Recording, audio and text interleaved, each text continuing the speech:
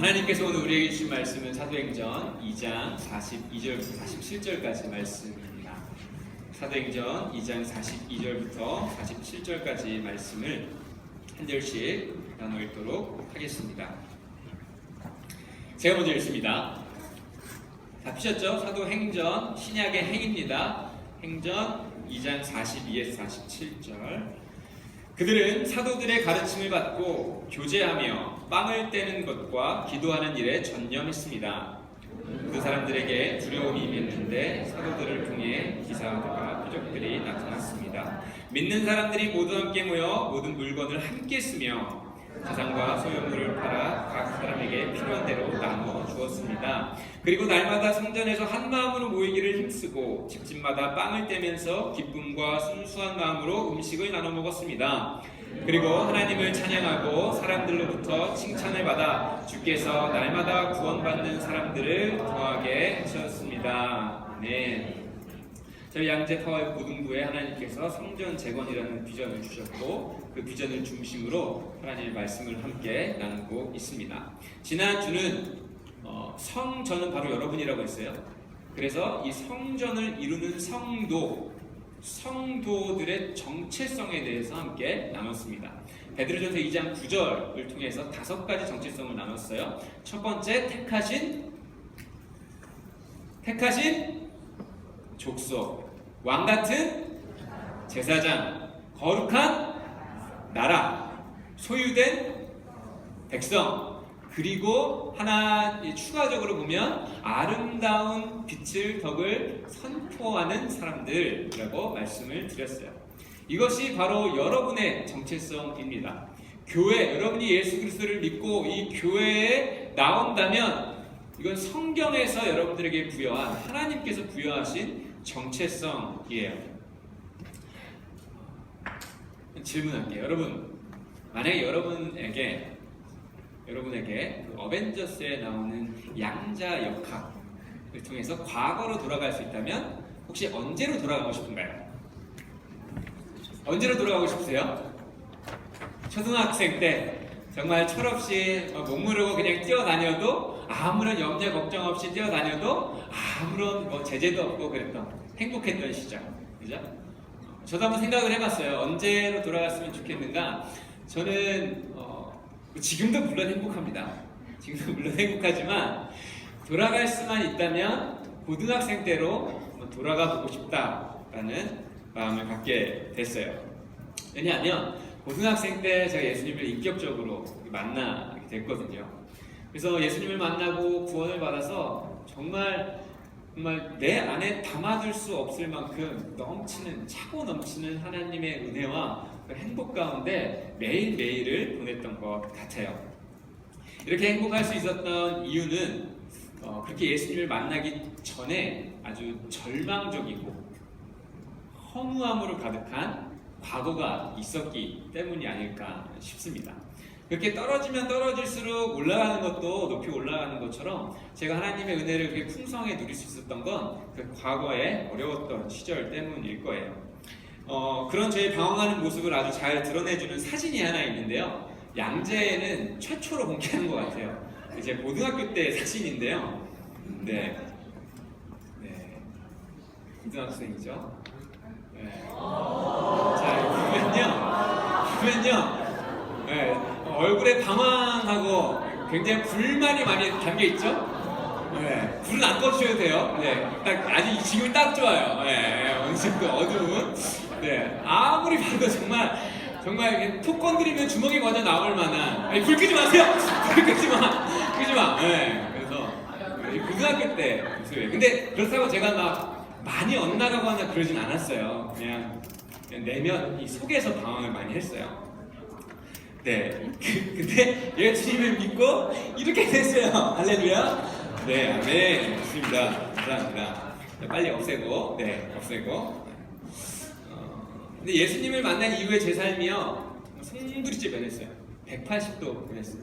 이때는 외모에 관심이 되게 많았어요. 그래서 보시다시피 염색을 수차례 했어요. 탈색을 했거든요. 근데 학생인데 무슨 돈이 있겠어요. 그래서 그 약국에서 파는 그 포이즌 말고 포션이라고 써있는 탈색약을 사가지고 이렇게 누나랑 같이 이렇게 누나가 해주고, 근데 막 부분만 잘 되고 부분 막 이상하게 되고, 그리고 또 다시 하고, 그래서 머리가 그냥 가만히 있어도 이렇게 아인슈타인처럼 떠버리는 개털이 되는 애들이 많이 있었어요. 근데 외모에 관심이 되게 많았는데 예수님을 만난 이후로부터 외모보다는 내면에 좀 더 관심을 갖게 되더라고요. 그리고 얼굴에서 나왔듯이 굉장히 불만이 많은 얼굴이었어요. 그렇게 여유롭고 행복한, 부담 없고 하급적인 부담도 없었던 그런 땅에서 무슨 불평이 많았는지 모르겠어요. 근데 그 불평이 감사로 변하는 일이 있었어요. 슬픔이 기쁨으로 변하고, 절망이 소망으로 변하고, 그리고 맹목적인 삶, 어떤 목적이 없이 어디를 향해 달려가고 있는지 모른 채 그냥 전력 질주하고 있었던 사람이 이제 목표와 목적을 발견하게 됐어요. 목적이 이끄는 삶으로 변화되게 된 것이죠. 이 변화된 모습에 많은 사람들이 굉장히 어색해했어요. 특별히 가까이 있었던 친구들이 매우 어색해했어요. 근데 그 어색함의 시간은 잠깐이었어요. 그리고 그 시간이 지난 이후로는 사람들이 많이 저를 따르기 시작했어요. 스쿨 체인저스 같은 기도 모임을 제가 학교에서 했어요. YFC라고 하는 청소년 선교단체가 있는데, 거기서 제가 이제 그걸 맡아서 운영을 했던 적이 있습니다. 그런데 교실에 학생들이 앉을 자리가 없어서 바닥에 앉을 정도로 사람들이 많이 모여서 80명 정도 모였던 것 같아요. 모임을 하면 그렇게 모였습니다. 그래서 하루는 뭐 같이 기도도 하고, 하루는 그 학교를 돌면서 땅 밟기도 하고, 뭐 여러 가지를 했어요. 그렇게 할 수 있었던 이유는요, 제가 고3 때 학교에서 어쨌든 짱이었어요. 왜냐하면 전 싸움 한 번도 안 했어요. 근데 나이가 제일 많았어요.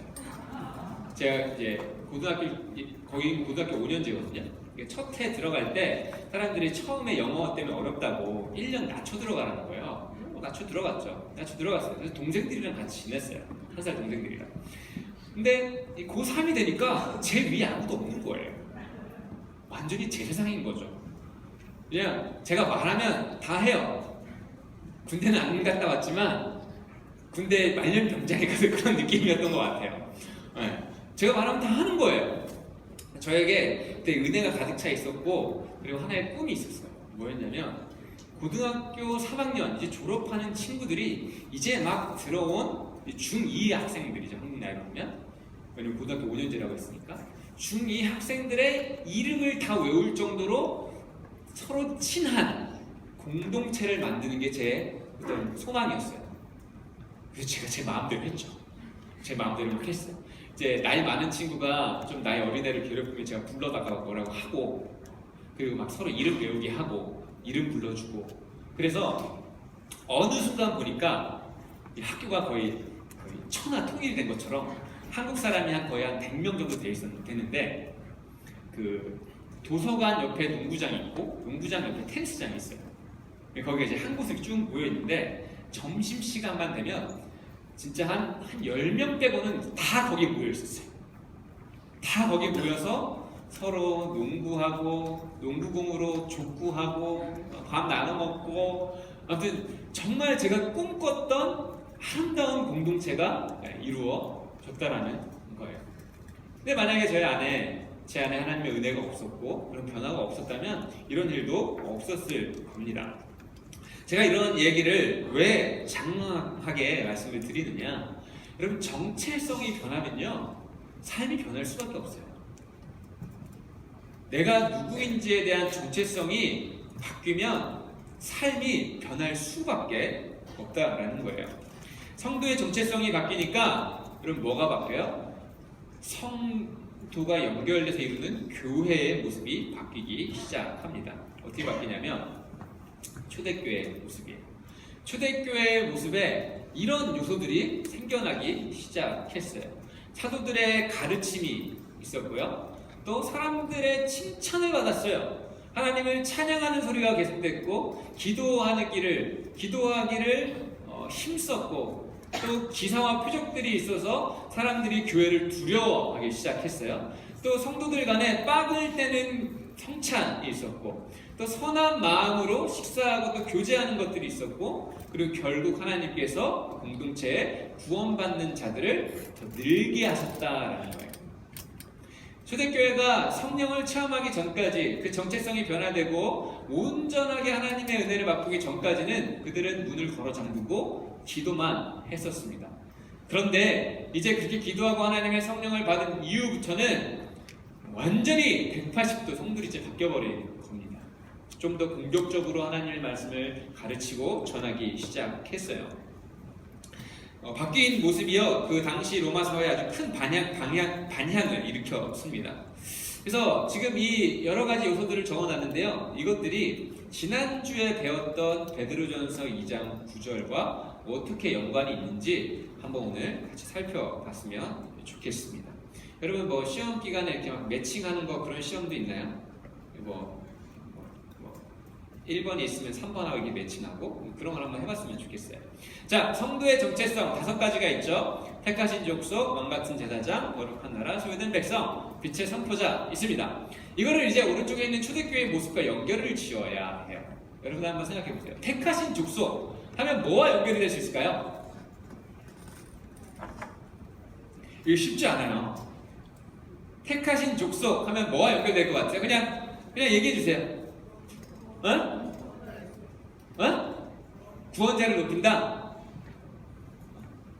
택하신 족속. 기사와 표적. 그럼 택하신 족속은요, 가르침과 연결이 되어 있습니다. 어떻게 가르침과 연결이 되어 있는가? 로마서 3장을 보면요, 하나님께서 이스라엘 백성을 택하셨다고 했어요. 근데 그 택하신 자들에게 맡긴 것이 하나 있는데 그것이 바로 하나님의 말씀이에요. 여러분 다 선택받은 사람들이에요. 그리고 여러분들에게 반드시 있어야 되는 것은 하나님의 말씀입니다. 그리고 그 말씀을 여러분 안에만 가지고 있는 것이 아니라 말씀을 맡은 자로서 삶으로 실현해내고 그것들을 나눌 수 있어야 합니다. 택하신 족속은 말씀과 연결이 돼요. 그럼 왕같은 제사장 하면 뭐랑 연결이 될까요? 뭐 같아요? 별로 관심 없군요. 네, 알고 있습니다.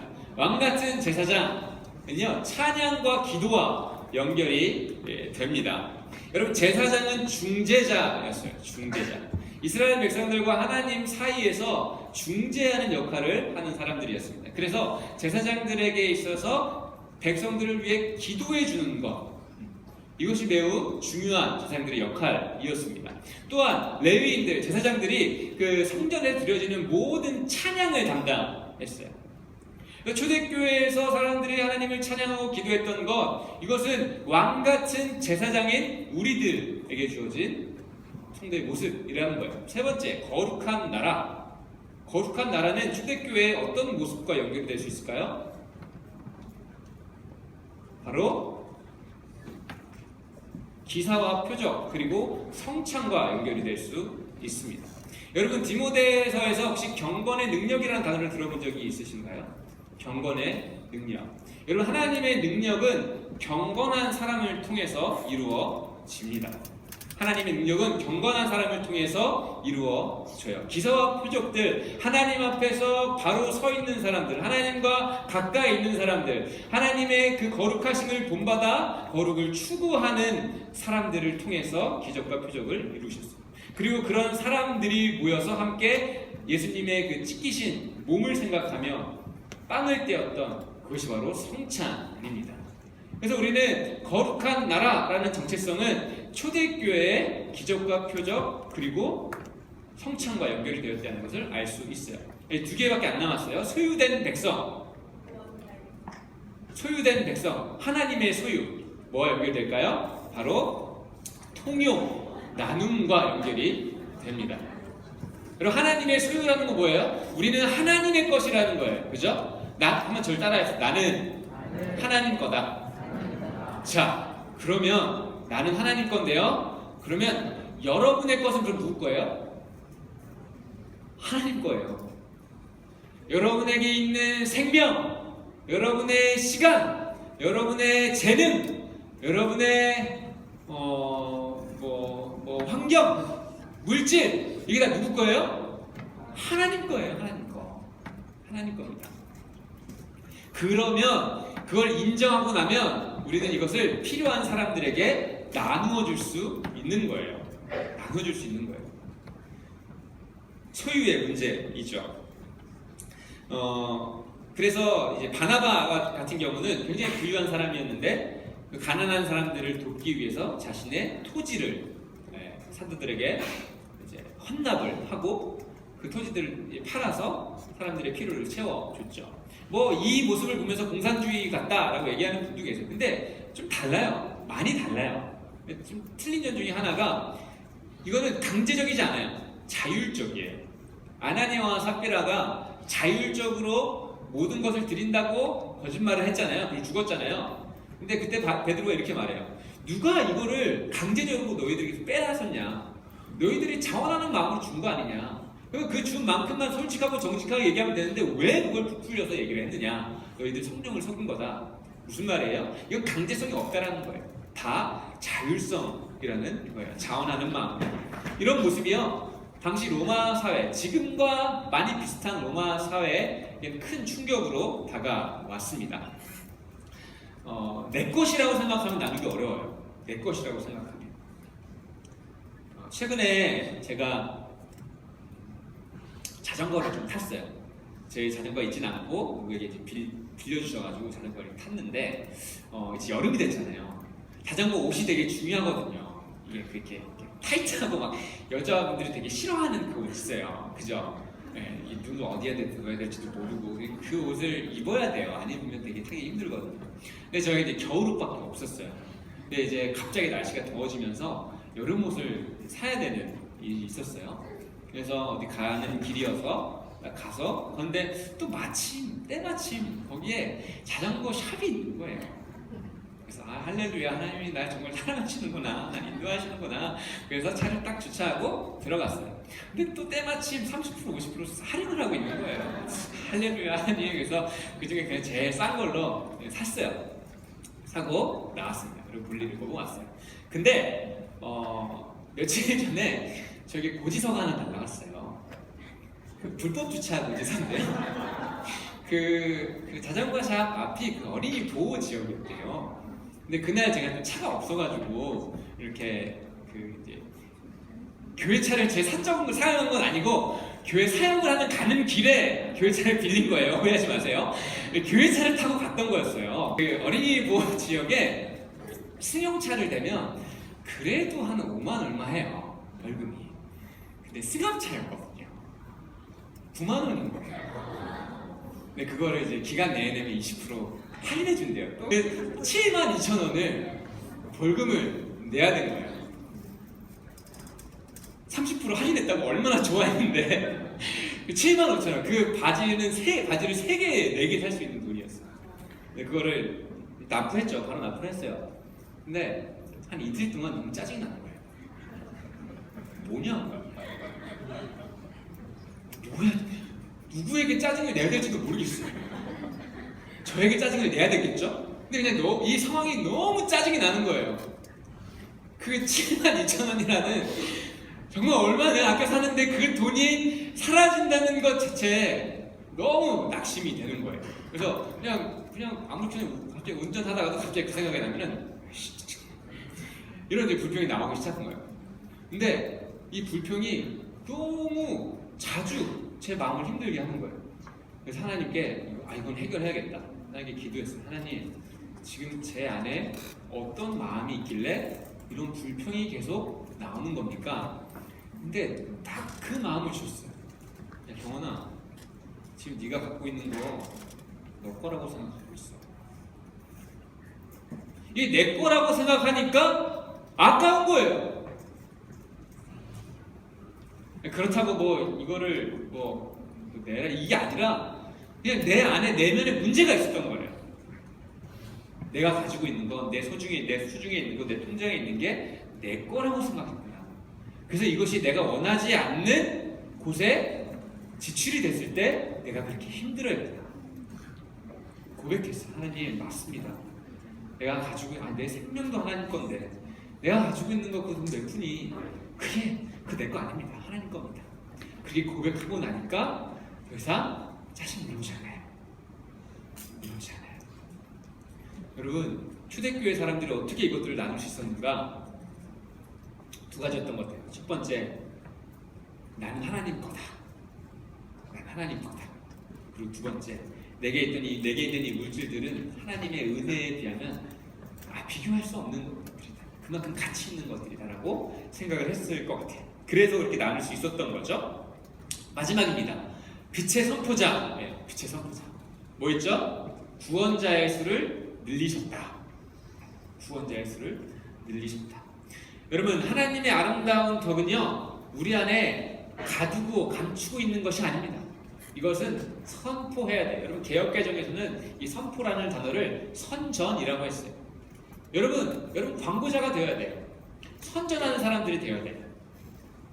그 드라마 보다가 중간중간에 광고 보시고 계십니다. 그죠? 그래서 요즘 사람들이 광고를 얼마나 창의적으로, 얼마나 눈에 집중하게 만들어요. 그런 것처럼 여러분도 하나님의 아름다우신 덕을 선전하기 위해서 정말 노력을 많이 하셔야 됩니다. 그러기 위해서 하나님의 아름다우심을 더 많이 묵상을 해야 되겠죠. 미술을 한다면 그 아름다우심을 여러분 미술 기술로 드러내십시오. 기계, 봉사, 의술, 법화, 경제 모든 분야에서 하나님의 아름다우심을 드러낼 수 있는 것이에요. 여러분의 전문성을 통해서 앞으로 여러분이 갖게 될 전문성을 통해서 교육도 마찬가지고 하나님의 아름다우심을 선전할 수 있는, 선포할 수 있는 여러분 되기를 바랍니다. 그렇게 선전할 때에, 선포할 때에 하나님께서 구원받는 사람을 늘게 하신다. 칭찬받게 하시고 구원받는 사람들을 늘게 하신다. 고민을 많이 해요. 어떻게 하면 우리 안에 수평 이동 말고 정말 믿지 않는 친구들이 와서 정착할 수 있을까? 초청 잔치 집회 이런 거 너무 중요하죠. 연예인들 불러가지고 간증하게 하고 너무너무 중요합니다. 그런데 아무리 생각해도 그것보다 더 우선되고 필요한 것은요, 그들이 이곳에 소속되고 정착할 수 있는 공동체를 모두 세우는 게 중요하더라고요. 초청 집회 때 불렀어. 근데 앞에서 사랑합니다, 축복합니다, 이렇게 따뜻하게 했는데 그 다음 주에 왔는데 아무도 그 친구의 존재를 인정을 안 해주죠. 이름도 몰라. 그냥 왔다 가면 그냥 왔다 갔나 보시. 그러면 진짜 오겠어요, 누가? 아닙니다. 여러분, 성전 재건 프로젝트 우리가 계속해서 이 초대교회 모델들을 보면서 우리를 돌아보고 그리고 우리가 나아가야 될, 추구해야 될 모습들을 함께 살펴보고 있는데, 여러분, 우리 안에 오늘 나눈 이 공동체의 모습이 있어야 돼요. 이것이 참 교회의 모습입니다. 그런 모습을 갖기 위해서는 먼저 우리의 정체성이 변화되어야 해요. 그리고 그 정체성은 무엇을 통해서 얻게 되는가? 믿음을 통해서 얻게 됩니다. 제가 여태까지 해온 설교들을 정리한 거예요. 믿음, 정체성, 그리고 교회의 모습. 그렇게 우리 안에 초대교회의 모습을 지닌 공동체가 형성이 될 때 외부 사람들이 와서 그곳에서 정착을 할 수 있게 돼요. 그리고 세상적인 가치관을 갖고 온 사람들도 이 공동체 속에 들어가서 그 다수의 선한 영향력을 받으면 변할 수밖에 없습니다. 사랑하는 여러분, 여러분이 교회입니다. 이 막중한 하나님의 부르심에 여러분들이 믿음과 순종함으로 응답해 주셨으면 좋겠어요. 오늘 우리가 함께 추구해야 될 초대교회의 모습을 보았습니다. 여러분 자신 한번 돌아봤으면 좋겠어요. 여러분 안에 말씀이 있으십니까? 말씀을 가르칠 수 있을 정도로 깊게 뿌리내리고 있습니까? 어떤 사람들이 여러분들에게 너는 왜 사냐? 라고 질문했을 때에 여러분들이 그 부르심의 소망에 대해서 이야기를 할 수 있습니까? 기도에 힘쓰고 있습니까? 아니면 경건을 위해 애쓰고 있습니까? 여러분 수중에 있는 재물을 하나님의 소유임을 기억하고 나누고 있습니까? 여러분의 입술을 통해 하나님의 아름다우심을 선포하고 있습니다. 회개할 게 되게 많겠죠? 회개할 게 되게 많아요.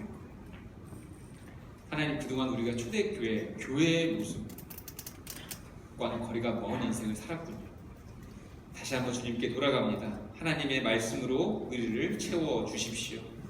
기도에 힘쓰는 저희 되게 해주십시오.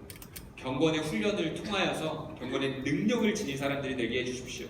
그리고 내가 가지고 있는 모든 것들이 하나님의 소유를 기억하고 자원하는 마음으로, 감사하는 마음으로, 기뻐하는 마음으로 나눌 수 있게 해주십시오. 그리고 우리의 재능과 입술과 우리 모든 것들을 통하여서 하나님의 아름다우심을 선포하는 저희가 되게 하여 주십시오. 이것이 앞으로 여러분들이 교회를 세워가는 데 있어서 평생의 기도 제목이 되기를 주님의 이름으로 축원합니다. 아멘. 함께 기도하기 원합니다. 그리고 말씀은 목사님, 전도사님의 전유물이 아닙니다. 여러분들도 말씀을 배웠고 그 말씀을 가르칠 수 있어야 합니다. 기도는 쉬지 않고 하는 것입니다. 경건은 모양만 갖는다고 해서 되는 게 아니라 경건의 능력이 중요합니다. 재물은, 시간은, 에너지는 나누라고 주신 하나님의 선물입니다. 그리고 우리의 입술은 하나님의 아름다우심을 선포하기 위해 주어진 하나님의 통로이죠.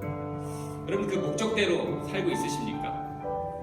그 정체성대로 살고 계십니까? 아니라면 이 시간에 먼저 좀 회개하는 시간을 가졌으면 좋겠습니다.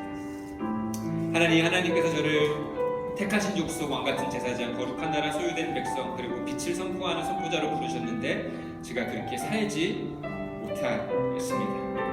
주님께 돌아갑니다.